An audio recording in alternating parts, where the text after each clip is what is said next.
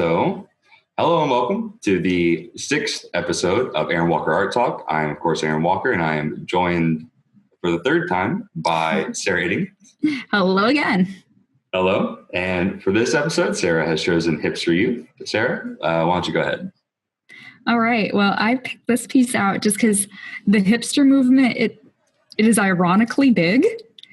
I find the fact that hipster is the new popular thing to be absolutely hilarious, because the whole idea of hipsters is just like, oh, I'm super original. Just there's nobody like me. People just don't get it.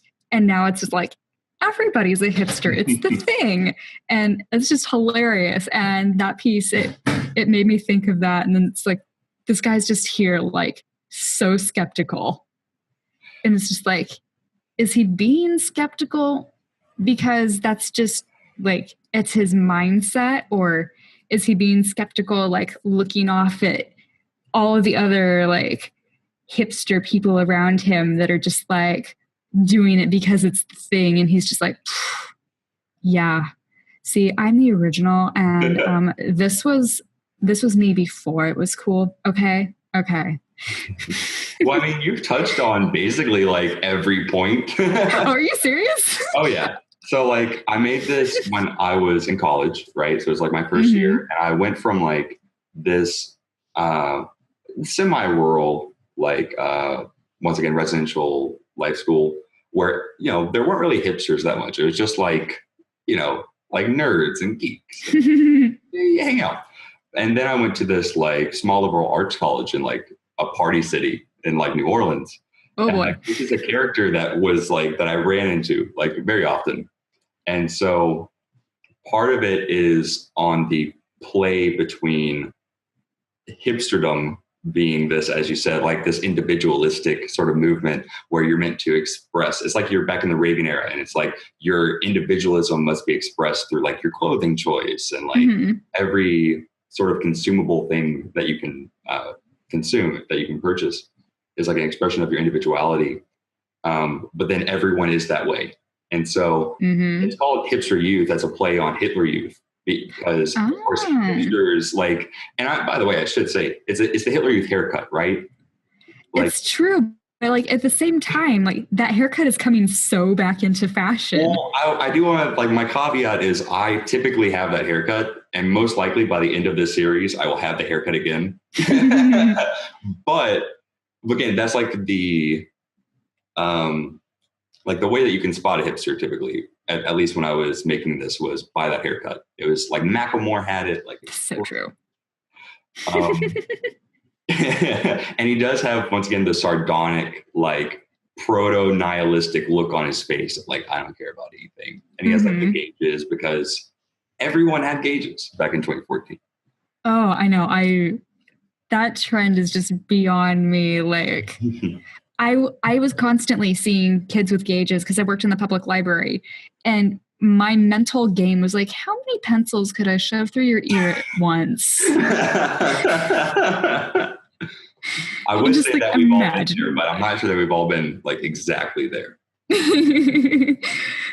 But, oh my word. Like it didn't even click with me until you said that, but that is so true, that the hipster youth haircut, or not hipster youth haircut, that too, but like the Hitler Youth and the Hipster Youth had a very similar haircut. That never clicked. Well, it's literally like I would go into like a barber shop and be like, I want the Hitler Youth haircut. And like, that's the way that you ask for it. Or if you Google it, like, and you want to get that haircut. That is too funny. Oh my goodness. Buzz on the sides. I mean, you can say high and tight, but you might get mixed results. It makes you wonder, like, did they pick the Hitler Youth haircut on purpose back when hipsterdom first started, just like as a rebel thing? Or do you think that it just happened to be a style that they thought was kind of cool and they went with it and then later realized it? I think it's more of a commentary on like the aesthetic sensibilities of National Socialism. That like, I mean, like the National Socialists had like Hugo Boss, you know, like high fashion designing their outfits. And like the whole point, like in Hitler's mind at least, was to be progressive in their aesthetics, right? So like, I don't know if you know about like the Antiqua Fraktur, however you say that, like type font. I know I would recognize it if I saw it, but I don't memorize the names of type it was fonts in basically relation to like, what they look like very often. it was basically just like this old style font that was like the old guard. It was like very gothic and like intricate and what have you, versus like this very clean cut, progressive, like new font. And Hitler like mandated, like after a certain point, that they had to use this clean cut font, right? Oh wow. Because his Germany was going to be the progressive one. It was going to be a new era of socialism and what have you. And so like they were, what I'm saying is that in terms of their aesthetics, like we typically look back at these like black and white pictures and we think that they're very old and like sort of like antiquated or what have you. But what we don't think is that at the time that those pictures were taken, that was like sci-fi shit. You know, that was like, how to put it? That is an interesting perspective. It was like the Helvetica of the time or something like that. So off of your comment about black and white photography, did you do this one in black and white on purpose to encapsulate that aspect as well? I did not. I can't take credit for that. Because it worked out rather well that way. For sure. Like I do like the style is meant to be obviously like a caricature and kind of like an older style caricature.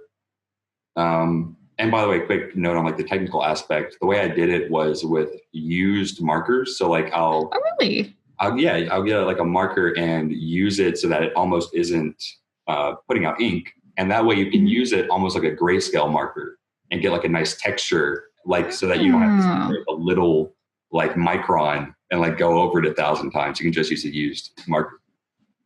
That's really interesting. See, when I first saw this, and maybe it's just because I'm seeing it on the internet, not in person, but I had imagined it being like maybe a thick pencil.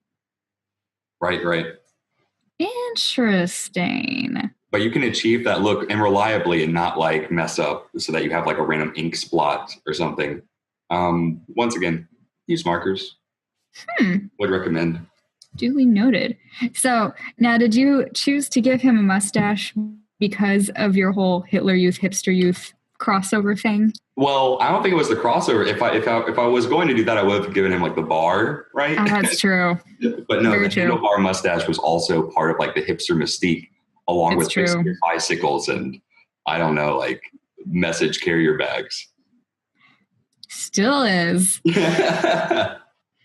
I live in a somewhat hipster community, so yes. I mean, I'm wearing like Urban Outfitters shirt right now. Like I'm not trying to be holier than thou or anything. Like that is what the picture's about. I'm wearing whatever I picked up at the thrift store. Well, there you go. All right. We're coming up on 10 minutes out. So all right. I think that's about it for this episode. Thank you so much. Sounds good. Thank you. All right.